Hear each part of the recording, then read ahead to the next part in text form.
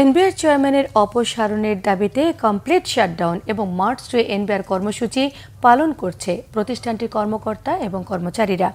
NBR সংস্কার ঐক্য পরিষদের ব্যানারে কর্মসূচি চলছে। শনিবার সকাল 10টা থেকেই আগারগাঁওয়ের এনবিআর ভবনে অবস্থান নেন কর্মকর্তা এবং কর্মচারীরা।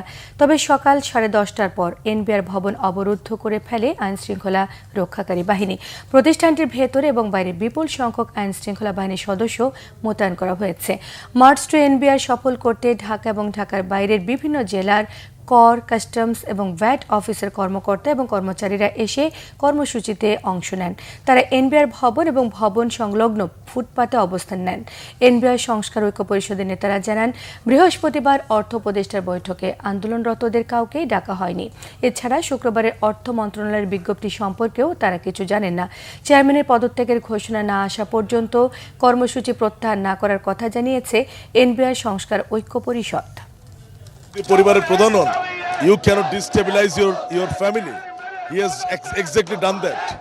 আজকে সে সারা বাংলাদেশে 28 তারিখ, আজকে 28শে জুন আমাদের অফিসে না থেকে এই রোদ বৃষ্টিতে আমরা দাঁড়িয়ে আছি। এটা আমাদের কষ্ট, আমরা জানি।